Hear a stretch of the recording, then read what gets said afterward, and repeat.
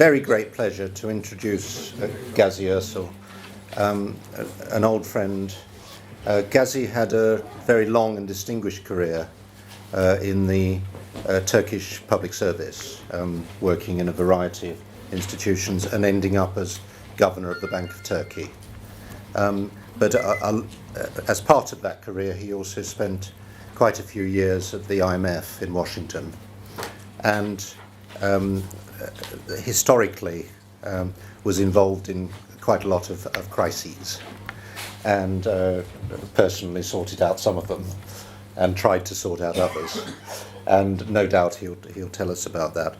And we, Pefm, felt that learning a little about the current situation in Turkey, with Turkey being buffeted by a variety of crises and difficulties, would be of great advantage.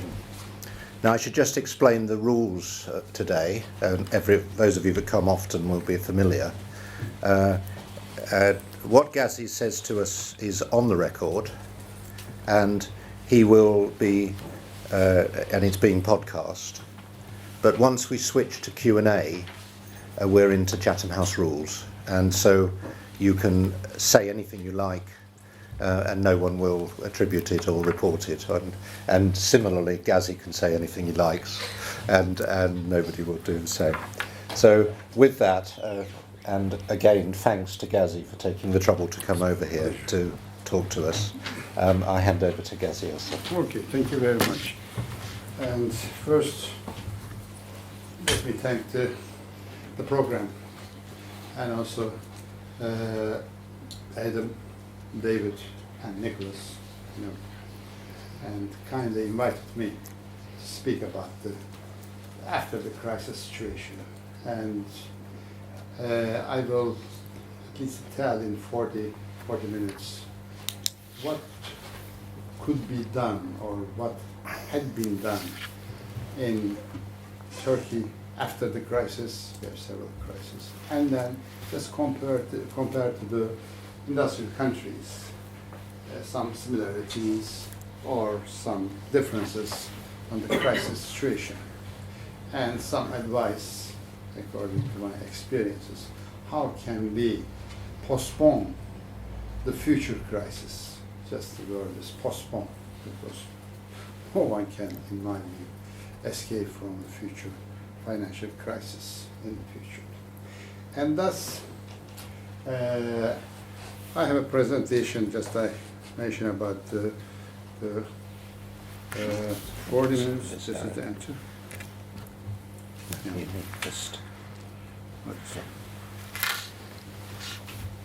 In Turkey, during the last 30 years, we have faced 5 crises.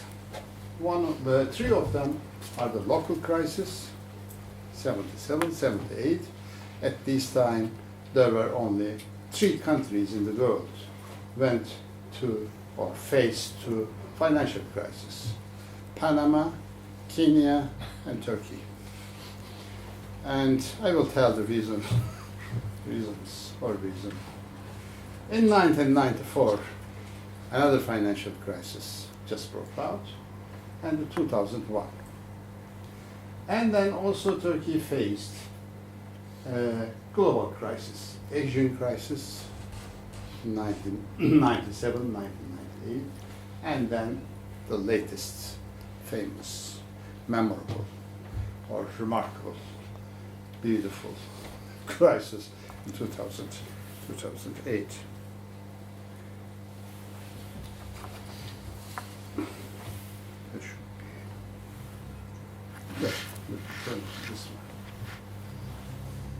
This chart is clearly show that what happened to GDP in Turkey after the crisis.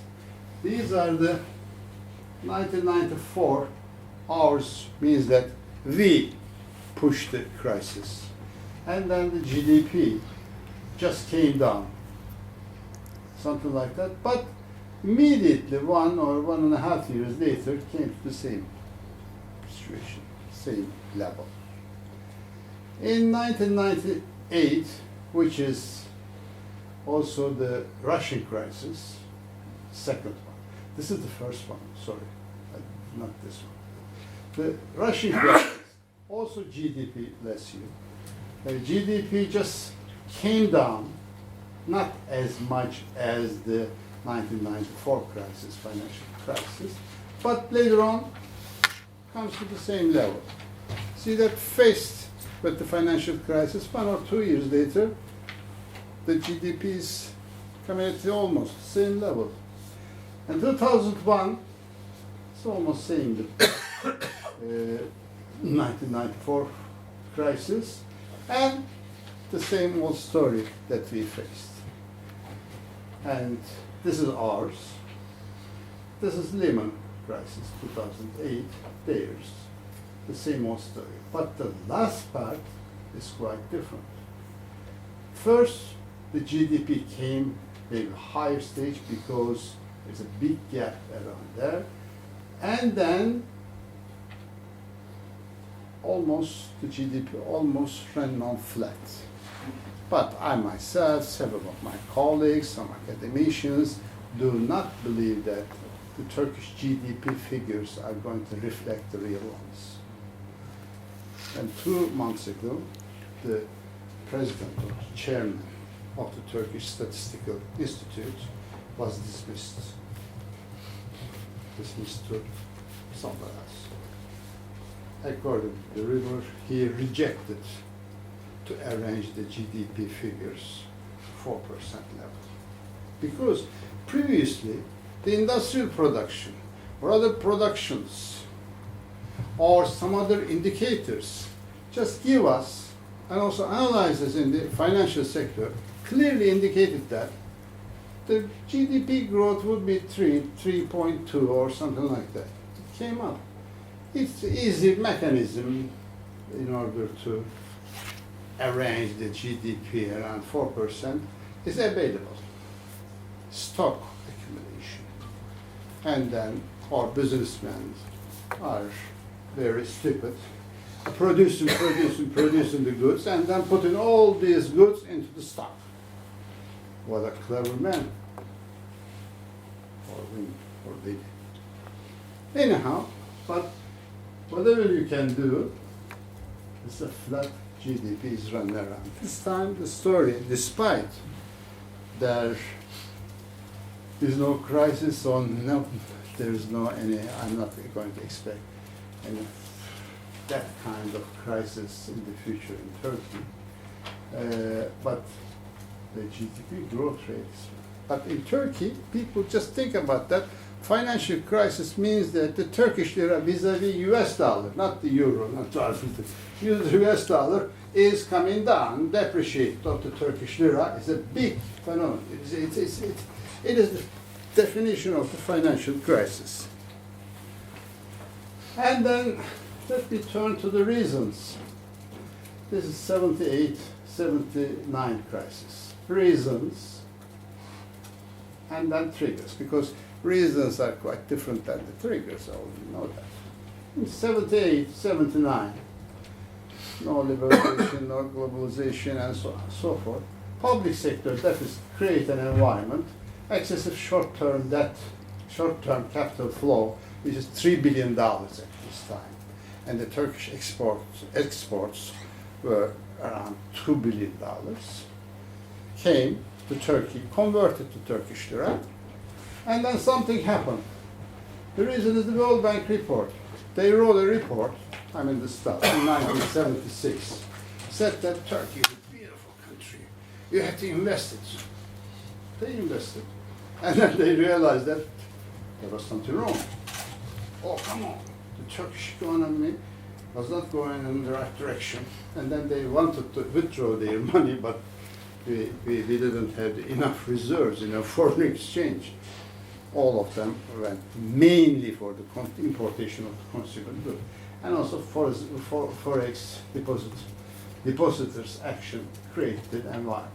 It's a big and very harmful financial crisis. Anyhow, 1994 crisis, public sector deficit. You see that always the public sector deficit is the main actor in the Turkish financial crisis history. And also liberalization of the not the capital flows, capital accounts. And it triggered government's pressure on interest rate reduction. The lady prime minister that this time we had, and the lady prime minister put the pressure on the central bank in order to reduce the interest rate. Not in religious purposes. Oh, interest rate is very high. Interest rate is a reflection of the economic policy, all we know. And then the trigger just brought the 1994 crisis. 2001 crisis also public sector deficits. Spread out the banking sector, monetary policy, fiscal policy, and then all of them had been paralyzed. And you are waiting for what? You are waiting for nothing. And then irresponsible politician. For example, a month ago, the crisis just started, I brought a list of action which the Turkish government should take in according to our agreement with the International Monetary Fund. Also the financial sector had been follow up step by step what will be done during the next 3 months. The number, I clearly remember that the actions are 41. 41 actions, I mean policy actions, should be taken. But the Turkish government took only one of them. And then the Deputy Prime Minister said that, oh, we are good people. They really did not find any good people than us. Imagine that. This is the reaction. And this Deputy Prime Minister talked once with the IMF people, European Department people. Subject was, which coffee is better, American coffee or Turkish coffee? And told me that, why don't you translate it? I didn't translate it, because the Turkish coffee, first you have to put the cold water in it, and then stir it, and put the coffee in it. But American coffee, put the coffee first, and then put the hot water on top of it. It was a conversation. And then, this is enough in order to understand the ability of the politicians in order to at least to pursue the program. And then they began to fight between the president and the prime minister in the meeting, fight each other. And then the prime minister came to the hall, the television cameras around. He said that you fight each other, and then central bank faced for about $5 billion foreign exchange, which had been withdrawn by the investors for the short-term money. And because of that reason, I just classify or the fault is just that direct the or actions.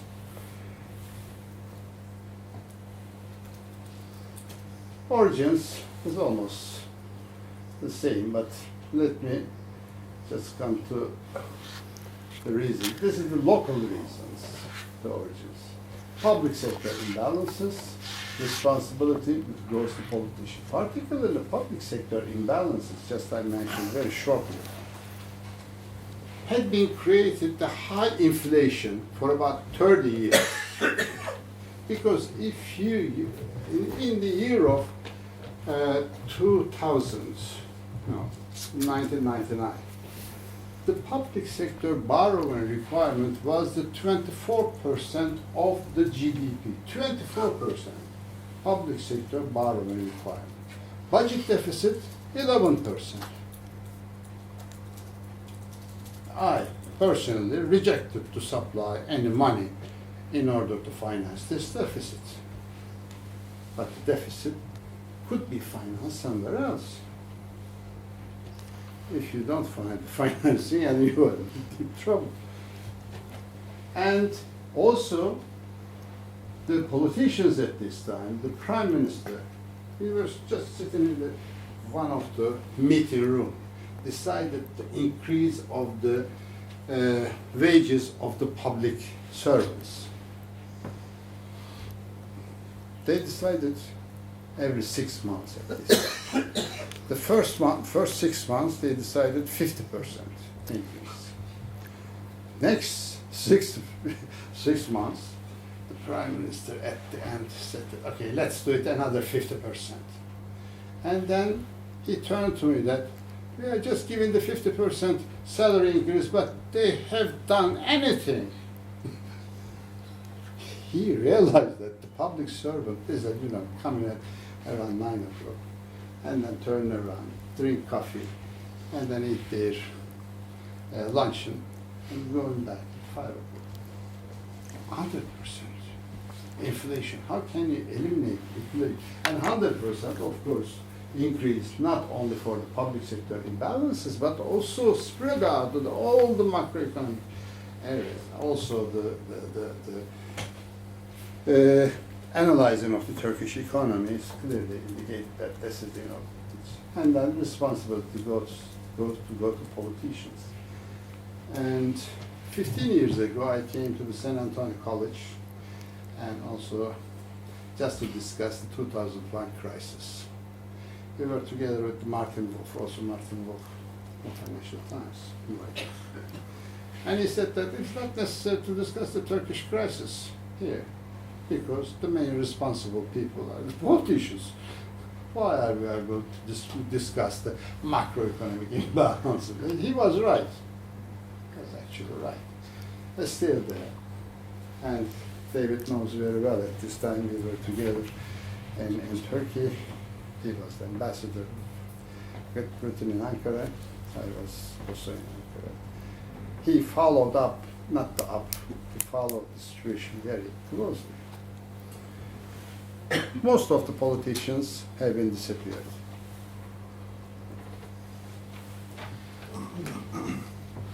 I put some differences between the emerging market countries, particularly in Turkey's case, and I put the new battery, and also industrial countries. See that the great differences in emerging market countries during the crisis, always we squeeze the liquidity, reduce the central bank facilities and so on and so forth. But in industrial countries, we have seen also continuously that the liquidity is abundant. In emerging market countries, generally the crisis just is is a form of the debt crisis, but in industrial countries, capital market crisis. And we, in emerging market countries, banking system is weak, but not complicated. But in developed countries, the lack of transparency in the banking system, and also weak supervision, particularly off balance sheet. I don't want to go in details. And also, what are the political uncertainties in emerging market countries? In developed countries, there is no any political reasons. Maybe political reasons developed indirectly.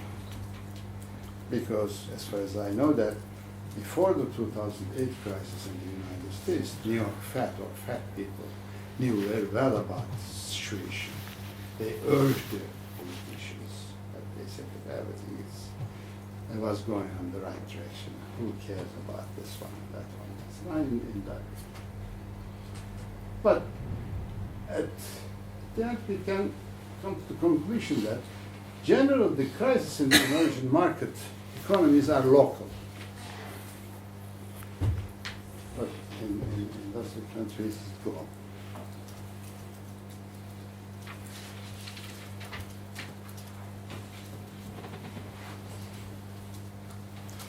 And after the first round of crisis, I mean, crisis started, and then tried at least to find or discover the solutions and so on and so forth. In industrial countries, they have always looked for the repair of the bank balance sheet. This is the priority. But in emerging market countries, generally, the priority is the vulnerable areas, mainly in the structural areas. Sound macroeconomic policies, establish political certainty and leadership, address structural issues, this one. And the structural issues, of course, the banking system just came to the picture. Strengthening the banking system in emerging market countries. Building up reserves, just think about the Asian crisis.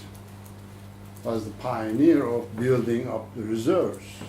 Unfortunately, Turkey was not able to accumulate the reserves in the year of 2000, before that.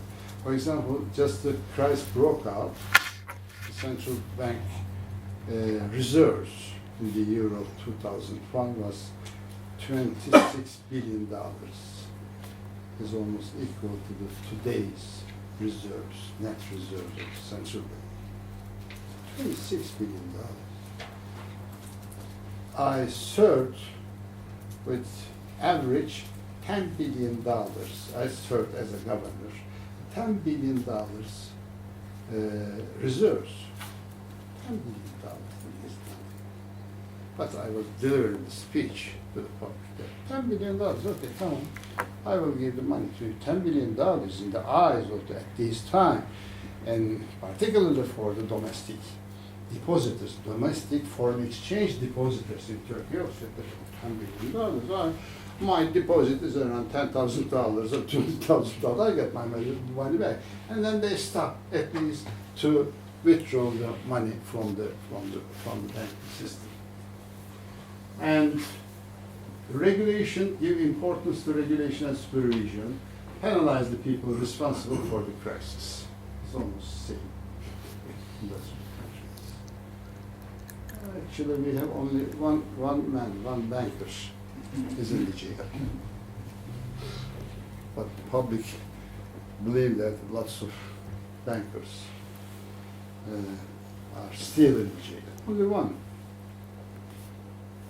His IQ was not very high and stole too much money. If you stole half of the money, that he got it, and then he could easily rescue himself. But in industrial countries, regulation of financial institutions and unregulated markets, off-balance sheet items, they discover about it. In Turkey or even most of the emerging market countries, off-balance sheet items or essence or inside of the off-balance sheet items are quite small. But in industrial countries, despite, for example, the, Mr. Greenspan's statement, we had a still in the BIS gathering. Every month, we got together, the governors of the central banks got together, and then during the lunch and also dinner or the private meeting, just sit together, 6 of them, 7 of them, or mostly 20 governors, just discuss some of the matters or daily events. And one of them, Greenspan said that, for example, you just show me that you are not interested in too much the activities of the banking system in the economy, because we have an independent banking supervisor or authorities and so on and so forth. But I have to do that because they are using the other institutions, financial institutions, by at least to register in the off-balance sheet item. Despite the knowledge of the Greenspan, you know the story, I actually do not blame on Greenspan on the 2008 crisis, because the conditions were different at this time. But this is the case. And also risk concentration, transparency, mismatches. In emerging market countries, mismatches are quite different. Mismatches is on the foreign exchange side. We care about mismatches in the maturity or liquidity or interest rate and so on and so forth. But this is my principle, and I faced several years with that kind of crisis. The guiding principle is the government should act quickly as possible in order to take either a deep or light political remedies. US did it. And then immediately, I don't want to go in details, but US did it. Europe is still thinking about it. Still thinking about it after 7 years of the crisis, 7, 8 years of the crisis. Still thinking about it. Whether the European Central Bank just release more liquidity in the marketplace or not. In fact, immediately release the money. Turkey acted as quickly in order to restore the credibility and reduce the uncertainty. Of course, they have always worked together with the International Monetary Fund, because with the politicians, as I just described, it was very difficult, at least, to regain the credibility by themselves while discussing whether the Turkish coffee or American coffee is better or not. You have to at least to put some other things. And this is the main principles, the guideline principle of the crisis. And then, after the crisis, this is much more important. Okay, before the crisis, we are missing some of the points. During the crisis, okay, whether you can act quickly or not. But after the crisis, it's an important one. In Turkey, 1977 or 78 crisis, they at least to put several policy issues in order to reduce inflation, implementing at this time export-oriented policies, mainly because the Turkish lira depreciated sizable percentage-wise. And toward the market economy, at this time, we just take into account the Washington consensus, or principles of the Washington consensus were introduced, or just at this stage of the introduction. And then strengthening the banking system. And what happened? Much progress had been made, except public finance area. But at the very end, the military people came and took the office of the government. This is the cost of this kind of structural measures. Immediately goes to the military area. And in 1998, there was a military coup. And things became, on politics, on social system, or other kind of things, and went in the other direction. In 1994 crisis, IMF program began to implement public sector deficit as usual. You are under the auspices of the IMF program. The number one issue is the public sector deficit. Limitation of the credit to the treasury from the central bank, full guarantee of the deposit account issued by the treasury, fatal legal mistakes done for the banking regulation. This is a very interesting story in Turkish financial sector. The government in 1994 decided to make some reforms, always in reforms, radical reforms, in the banking sector. But At this time, the majority in the parliament was not enough in order to issue a banking law or banking regulations. Government decided that, okay, let's issue a governmental decree, just almost equal with the law enforced government decree. Oh, it's a good idea. They put in 1994. But the Constitution Court said that this is a very important law. If you at least follow up that kind of path, that kind of strategy, and all your legal system could be paralyzed. And then I'm just abolishing all that kind of government enforced decree type of regulations. What happened? The previous banking law just disappeared. And the new one was postponed or eliminated by the Constitution Court decision.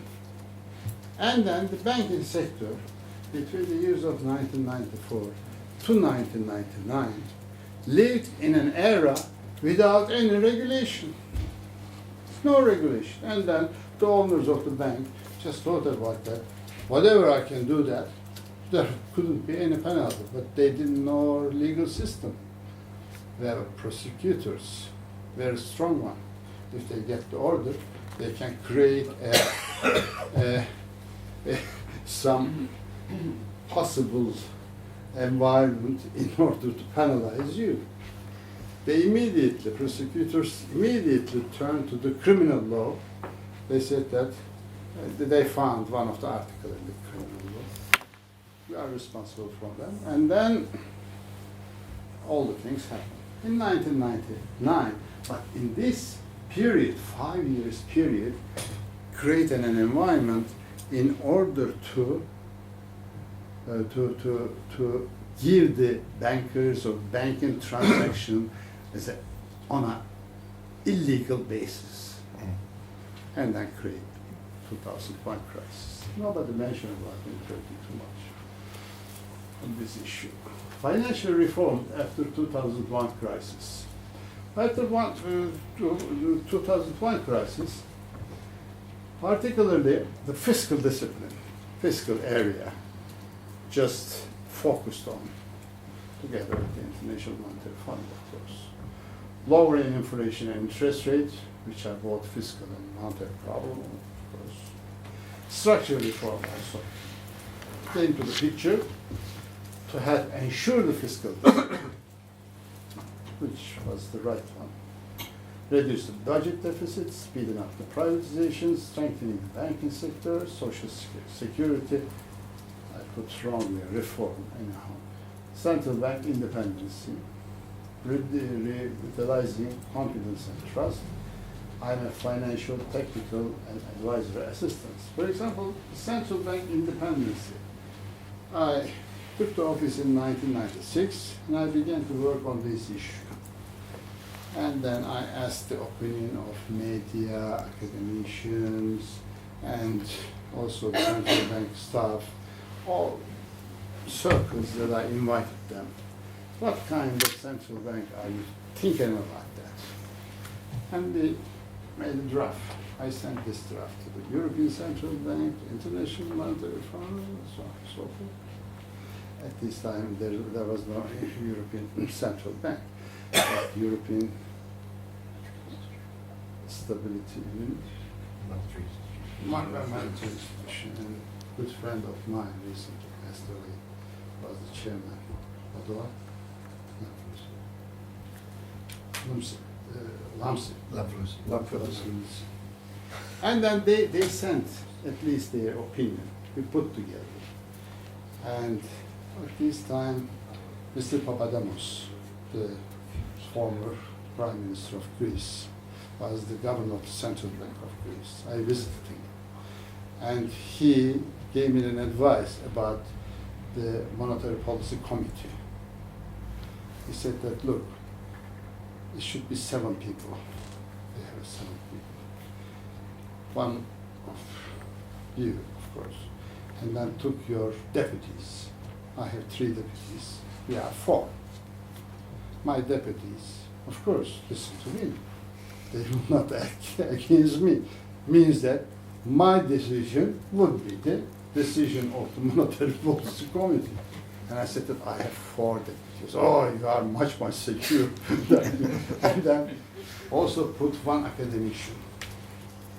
And then 1 from the representative of the government.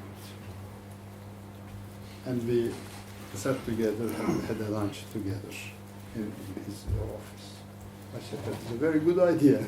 Immediately came and designed monetary. And then we prepared the central bank, not the independence law, central bank law. And I brought several times. Last time, about 1 week before the crisis, 2001 crisis, to Prime Minister. And I said to Prime Minister, please, this is not an independency law, because the interest rate decision is only the two lips of mine. If I say something about the percentage of the interest rate, it has been applied. This is not an independency. I don't care about the responsibility, but it should be institutionalized. Because of that reason, we have established this one and that one. He just pushed the draft law with his hand to me. Not this time, he said. 1 week later, the crisis broke out. And then central bank independence law was, of course, approved by the parliament with the pressure of the International Monetary Fund. If they did it a year ago or 6 months ago, and for example, Jeffrey Frankel, he was at this time the central bank governor of Israel. He said that, look, if you are ready to prepare a central bank law, the new law, discuss with the rating agencies. I'm going to at least issue this law, but I need 1 notch of rating increase. We got it from, I think, single A to double A. But the Israeli central bank relations are different, particularly Jeffrey Frankel, not Jeffrey. Yaakov Frankel, or good friend Yaakov Frankel. And I thought that was a very good idea. I was just chasing the rating agencies in order to at least to get another. But the crisis just came around that. And then the banking sector reforms. Just I mentioned that 1994, 1999, there was no any regulation in these years. After 1999, fundamental reforms initiated in states, and this is the insurance, saving insurance deposit fund, owned by the banks of systematic stability. 22 banks were taken over by the deposit insurance fund. 22 banks taken by the government. There was no harmful effect to the depositors, except some of them opened their accounts in the offshore, bank, and computer in the headquarters, just right that the account has been opened in Cyprus, northern Cyprus. The same interest rates were much higher than the normal account. Except this one, I don't know what happened now. 22 banks were taken over by the deposit insurance fund, which was a very courageous effort and also action. 22 banks, it's small number. Out of 88 banks, of which almost 15 of them is the investment bank, which were not very effective. Now we have 33 banks. And recapitalization of the private sector banks, all cash dividend distribution were suspended in the banks. gave full guarantee to the depositors and the creditors. It's a discussable subject, discussable issue, but during the crisis, if you give this guarantee to the depositors and the creditors, at least you are going to reduce the pressure that's coming from either inside or the outside of the country. And broadening the definition of the credit exposure to include derivatives, accounting standards of the banks, in order to facilitate enforcement of the credit payments and corporate restructuring, a broader legal and judicial framework was established. It's interesting and also very extensive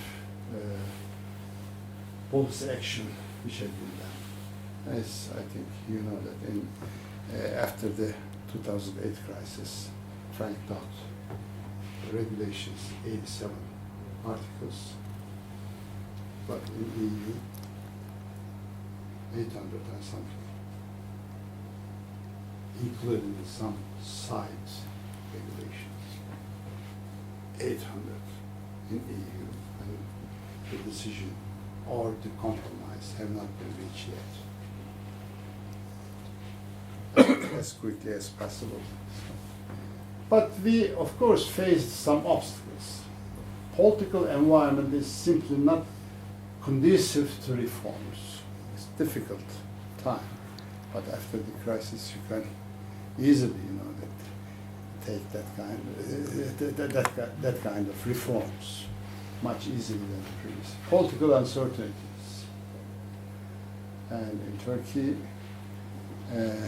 before Erdogan's government, up to 2001, between the years of 1960 up to 2001, the average life of the government is around 1 year. 1 year. You cannot, at least to take any action, you just, to get the benefit in order to increase your voting share or voting power. Too much dependence on monetary policy, because monetary policy is independent. Fiscal policy is more political than monetary policy. And it means that also the second reason, if something goes in the wrong direction, there is a visible, responsible people in the central bank. Politicians, cannot take that responsibility. And institutional environment. If you are not able to establish a strong institutional environment, it's very difficult to take the decisions. This is my last slide, and I put some ideas. Future crisis in emerging markets, a recipe. First, establish the fiscal discipline. I'm not too much fond of the International Monetary Fund, but they are right. For emerging market countries, if you lose the control of the fiscal discipline, and then the other things would easily come together, and you are you can find yourself in a financial crisis. Not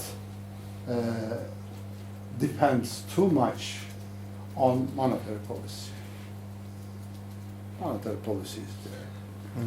The governors, if you like, to speak and to get the credit from the public, it's a good position. That's what I expect. But monetary policy, Raghuram Rajan, in one of his speech, I think a year ago, in the spring meeting of IMF, he said that he also worked for the International Monetary. He said that we gave too much emphasis on the monetary policy in terms of growth, because monetary policy has a very limited tools in its hand, and it's not enough in order to boost the economy. Work on the fiscal area, fiscal policy area. But as I just mentioned, that fiscal policy is a political phenomenon. and politicians do not want to at least to enter on a so-called austerity type of measures in the fiscal policy area. But monetary policy, it's very easy. Reduce the political uncertainties. Continue to design and implement structural reforms, because the structural reforms cannot at least show its benefit one time. It's not a one-time basis, it's a continuous process. But you have to at least take into account the pluses and the minuses of the structural reform policy actions beforehand. Otherwise, okay, let's liberalize the labor market. Idea. What will be the cost of the economy? What will be the cost of the so-called in general? Strengthening the banking supervision and enforce of suggestions and findings. Okay, you can strengthen the banking supervision, but without enforcement, it means nothing.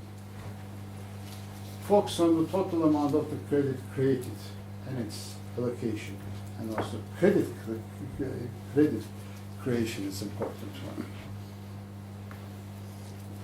And also the inside, I mean, the quality of the credit should be taken into account. Watch carefully foreign exchange maturity and liquidity transformation. Check the debt level and debt overhead. Keep an eye on the global developments.